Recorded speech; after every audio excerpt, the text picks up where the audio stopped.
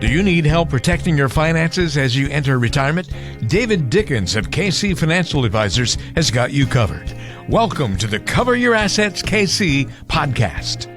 Well, hello and welcome to another edition of Cover Your Assets KC, the podcast that's going to help you get a little smarter when it comes to your financial and retirement planning. I'm Walter Storholt alongside David Dickens, President and Wealth Advisor at KC Financial Advisors in Kansas City with an office in Overland Park. You can submit your questions to the show and find out more information at coveryourassetskc.com. Today is part 2 of our 3-part series on the 3 things you must understand if you're retiring in, 3 to 5 years, somewhere in that ballpark. And David, in episode number 1 in this series, we talked about taxes in retirement, and today we turn the page to estate planning before you retire. We do, and it's we're not going to get, super deep down in the weeds because I'm not an attorney or an estate planning attorney, but I deal with this. You can play one on the podcast, though, if you want to. Exactly. And I might be accused of that today, but I'm not, this is not legal advice. But it is, we look at this all the time because this is a sweet spot for the people that come and find a person like me who works with money like they have. And the estate planning basics are really wrapped around what you're going to do with your money and who you're going to leave it to when you're gone. And if you don't decide that, the state will do it for you. So this stuff is going to be super important. I think there's going to be something in here that's actionable, I hope, for every listener. And if it's not you, then it's probably a parent that you have, or if you're old enough, maybe it's your 50-year-old kid. But if you don't find it specifically relevant to you, think through your list of people you care about, because this stuff is really important, and a lot of it falls through the cracks as you drift through your life trying to get to retirement, thinking about all the other stuff. And a lot of people, David, I think also may just tune right past this episode. And if you were, tempted to hit that skip button, hold off for a second, because one of the common things we understand and hear from folks is that there's just misconception where folks don't think that estate planning is going to be something that applies to them. It's just for the rich. But you've seen time and time again where that's not necessarily the case, is it? Absolutely. So kind of just to give you a preview of where we're going, we're going to say the first thing we're going to talk about is, do I need a trust? And the answer for most people is no, you probably don't. So the second piece is, well, what do I need to do if I decide I don't need a trust? And then thirdly, we want to talk about some really important legal documents that are so simple to put in place. But if you don't, they cause you a lot of problems. And these are things for 40 and 50 and 60 and 70-year-olds, the last things we're going to talk about. So stick around to the end, and I think you'll find if the trust or no trust discussion doesn't speak to you, I think that last piece will. Well, let's dive in. Another thing that you must understand if you're retiring in 3 to 5 years, estate planning before retirement. And is the trust the place to start? Yeah, I think it is, because we get a lot of questions on that. People just assume, especially because 10, 20, and 30 years ago, you kind of sort of pretty much did. A lot of people did need a trust. And these days, what I'm going to suggest here is there's a very good possibility that you don't. And so this is, again, I mentioned in the startup, but this is a sweet spot for the clients that I work with as they're coming up to retirement. They're starting to think about this. So except for a very few specific situations, you can usually cover your estate plan with some well-written and excellent beneficiary designations, and we're going to discuss that a little bit later. So who does need a trust? Well, if you're a high net worth person, you almost certainly should have a trust in place. So high net worth is maybe, $5 million to on up, but especially if you have more than $10 or $20 million, $11 million per spouse is what can actually pass after death without any estate taxes. But if you're a high net worth individual, you probably ought to have a trust. If you're a business owner, especially if you're interested in that business having an ongoing life, you probably need a trust. If you have a blended family, let's say that for whatever reason you and your original spouse are not together anymore, and you've blended a family, you've got kids from one marriage and kids from another, probably really important that you explore having a trust. If you have a child that's special needs, you almost certainly need a trust, an estate planning attorney to look at that. If you still have minor children, there's a good reason to have a trust. And then I see this more than you might think, but I have clients who are worried about a spendthrift heir. In other words, wow, when this money gets to that person, it is going to evaporate in year one. And so that's another really good reason to at least have a conversation with an estate planning attorney, or maybe your financial advisor, who might then forward you to an estate planning attorney. But in those situations, you probably need to get some good legal advice as to whether trust is right for you. If you're outside of those things, then I think you have a relatively smooth path to setting up a estate plan that gets your money to where you want it to go after you die without having a trust. And typically, that's going to circle around having really well-crafted beneficiary designations. So I want to dig into that just a little bit here, Walter. Yeah, let's definitely go that direction. So this is a way to avoid probate for you. Now, if your estate goes into probate court, you don't really care because you're not here anymore. But the people that you leave behind, in addition to grieving for you, they're going to spend a lot of money and a lot of time with an attorney and a probate judge trying to get title to certain of your assets. So with really good beneficiary designations, you can avoid probate court, and you can avoid a lot of fights between heirs, and those are all possible things. So typically what we see with beneficiary designations is that the primary beneficiary of virtually all the accounts and assets that you have is typically your spouse. Blended family, maybe not, but in a typical family, it's going to be the spouse. And then the contingent beneficiaries, or the secondary beneficiaries, are typically either your kids, maybe including your siblings, maybe it's some of your assets you want to go to your church or university, the university that you care about. But the important thing is that you get to choose until you die. And once you're gone, if there's no beneficiary designation, or if that person happens to be deceased and there's no secondary, then the state has laws that it will follow to choose your beneficiaries for you. So, Walter, these are accounts that we're all familiar with. We talk about a lot: IRAs and Roths, non-IRA, just your brokerage accounts, so non-IRA accounts. Even your bank accounts should have these. Believe it or not, your cars, your home, and any other real estate that you might own, a vacation property, a rental property, all of those things, you know what, your boat or your jet skis, anything that comes with a title can use a beneficiary designation instead of being put into a trust. So, we've covered that in some detail in a prior podcast, and we might, Walter, you might be able to make a note as to which one that was. But when you do an IRA or a Roth, it's part of the paperwork to name beneficiaries. So there's a very high probability that your accounts that are IRAs, 401ks, 403bs, and Roths, they have beneficiaries. Now, I've seen divorced couples that still have their ex-spouse as their beneficiary. And when we look at that, they go, oh my gosh, well, that needs to change. So you want to make sure that your beneficiaries are correct, but your IRAs and Roths probably already have beneficiaries attached to them. What certainly possibly doesn't would be a brokerage account, an annuity, bank accounts. So your bank account is really just something you go into the lobby and put a transfer on death, a TOD designation on that. Same with your brokerage accounts. It's a separate form you have to fill out and attach to your brokerage account or attach to your bank accounts or your CDs. Your car is pretty simple, but you actually have to go to the DMV and have them put a beneficiary designation on it.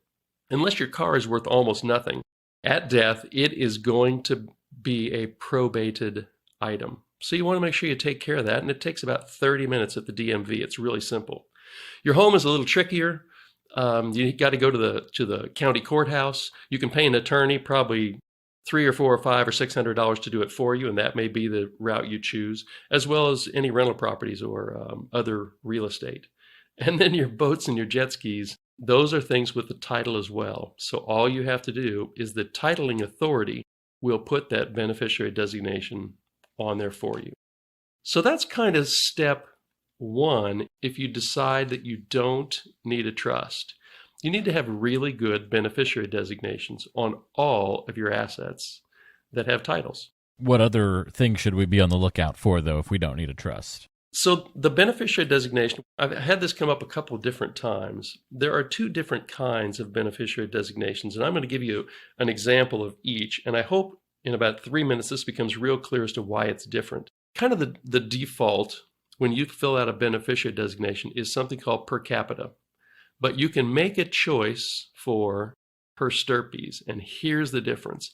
And most people that I talk to choose the one that is not the default. They want per stirpes, and they think that's what ought to just normally happen. So here's the example. Let's say that my wife and I have 3 adult kids, which we do. In my example, though, I've drummed up here, I've got a daughter and 2 sons. Let's say that the daughter has 2 kids of her own, but the 2 sons, they don't have any kids. So in this example, you, your wife, and your daughter are taking a weekend trip to St. Louis in the same car. Your kids and her husband, your grandkids and her husband stay home. You're driving down I-70, big truck changes lanes, crash, nobody in the car survives. If your beneficiary designations are per capita, and let's say you have $1 million of IRAs, your son is going to get $500,000, your other son is going to get $500,000, and your daughter's kids are going to get 0. If, however, you check the per stirpes box, your son is going to get $333,000. Your other son is going to get $333,000, and each of your daughter's kids are going to get $166,000.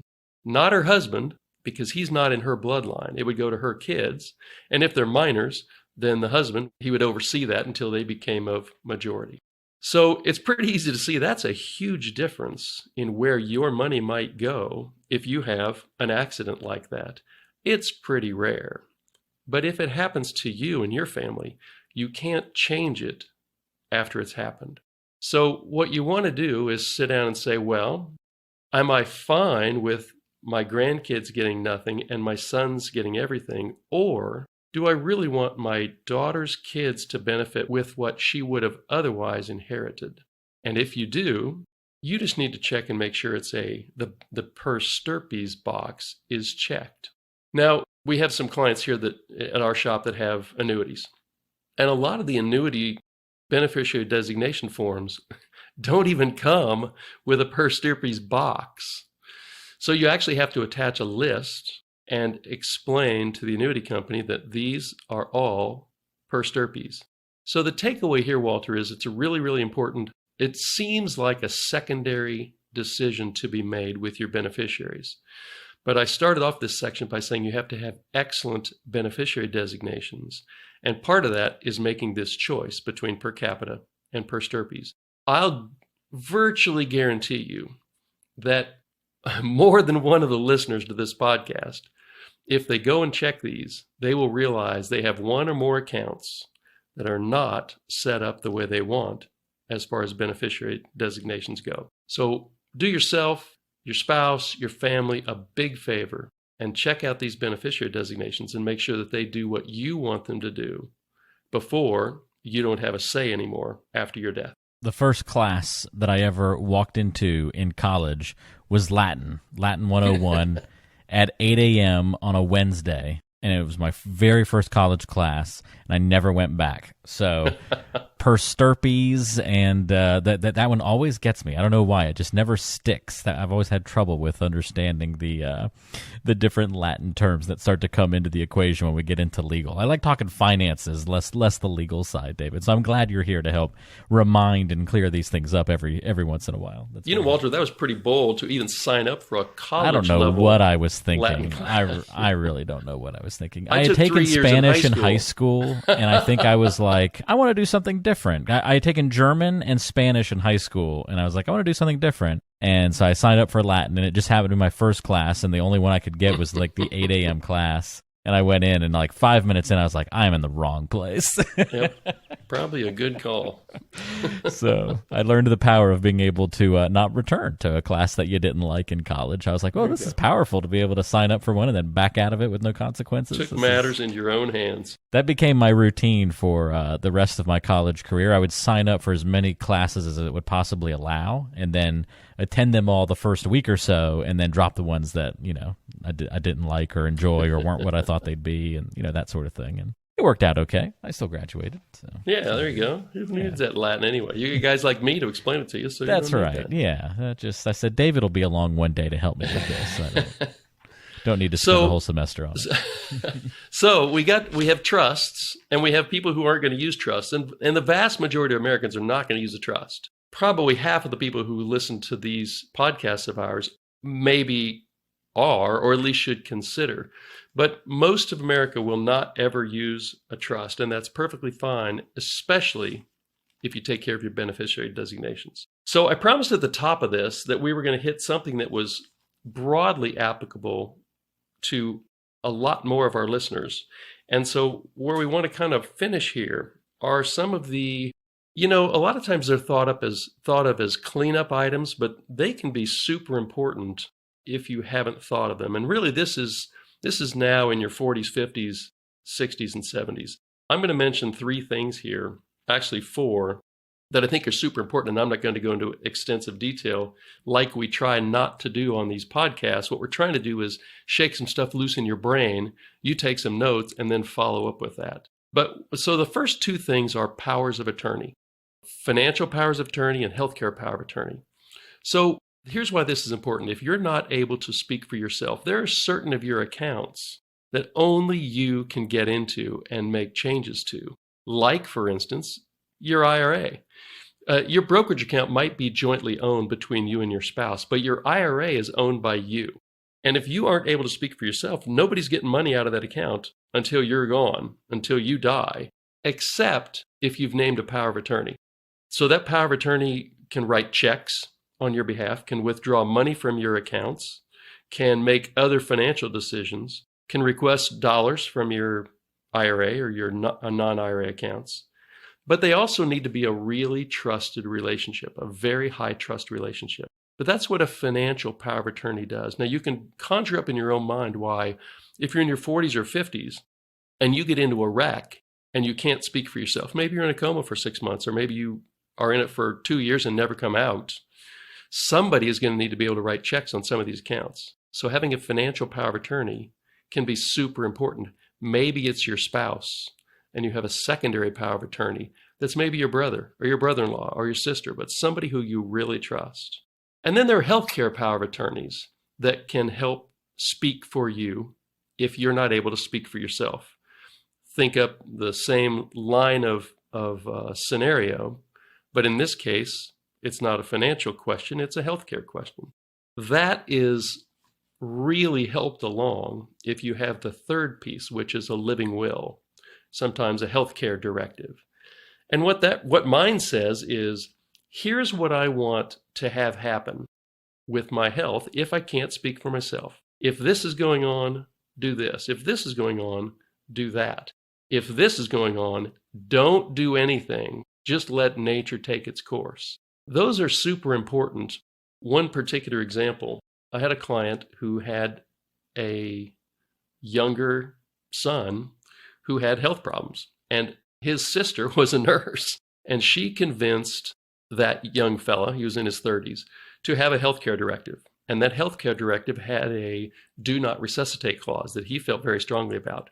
So the families around his bed, he's having a serious health thing, and they were able to go to that piece of paper. Nobody around that bed had to make a decision, because this young man had said, if I'm in that spot, here's exactly what I want to happen.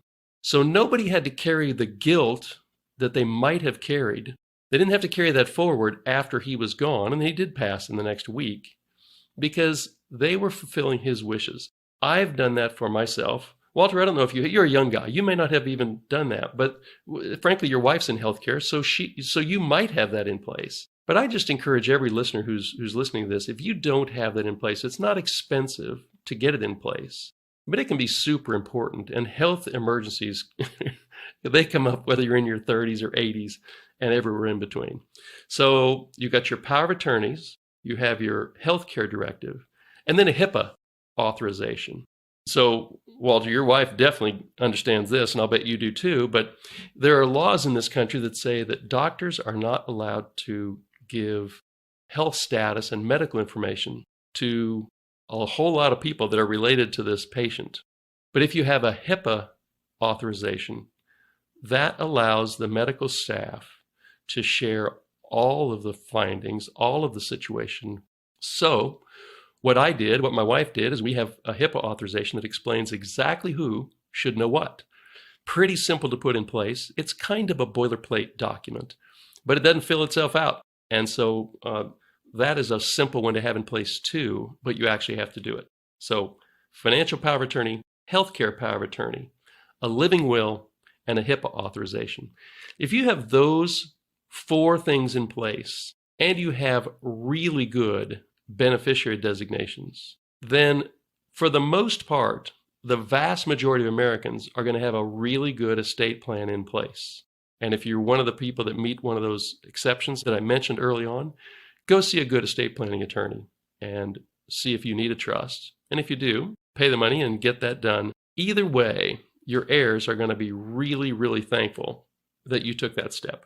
And David, are you able to help connect people if they are in need of an estate planning attorney or need that relationship or that introduction, where you can help kind of connect those dots, or have resources that you've turned to before in the past to help your previous clients, through this part of our kind of 3-episode series here, through this part of the planning equation? We do. We have attorneys that we trust and have a history with that we send people to. They're under no obligation to use them, and we certainly don't get any financial benefit for doing that. It's a total, it's a fiduciary relationship. But we feel really good about those folks and have had numerous clients that have had really good experiences with them. So, you'd want to find, I think you'd want a referral from either a trusted family member, somebody like me who would be a trusted advisor, instead of going to the Yellow Pages. Can certainly see the benefit of that. And if you have any questions about what we've talked about today, about trusts, wills, legal documents, all those kinds of things, you can certainly get in touch with David to talk these things out a little bit more. 913-317-1414 is the number. That's 913-317-1414, or go online to coveryourassetskc.com. You can easily get in touch with us through the website as well. And check the description of today's show for necessary links and information. And you had mentioned, David, I don't know if this was the episode that you had in mind, but back in episode 99, shouldn't be easy to remember for you, 99, we did have a pretty in-depth discussion on wills and trusts. So we go into even further detail on that one about some of the additional nuances and that kind of thing. So that might be one that people might want to check out as well. Sounds great. And you'll put a link in there for that? You bet. Only because you asked so nicely, though, David. So 2 parts down, but we have a part 3 in our series as we kind of march through these conversations about the 3 things you must understand if you're retiring in 3 to 5 years. And number 3 is going back to the financial side of things, and we're talking about how long that money's going to last, right, David? Exactly. It's also known as, when can I retire? And the biggest fear amongst baby boomers, as reported in Time and Newsweek, is fear of running out of money. So we're going to cover next week some ways that you can have the confidence that you're not going to run out of money, and how you might be able to give that confidence to people that older or younger than you. We'll address it all right here on another edition of Cover Your Assets KC. In the meantime, David, thank you, and we'll talk to you next week. Sounds good to me. Thanks, Walter. All right, join us next week for the conclusion of our 3-part series on the 3 things you must understand if you're retiring in 3 to 5 years. We'll talk more about that coming up on the next show. Until then, we'll see you soon right back here on Cover Your Assets KC. Investment advisory services offered through Brookstone Capital Management, LLC, BCM, a registered investment advisor. BCM and KC Financial Advisors are independent of each other.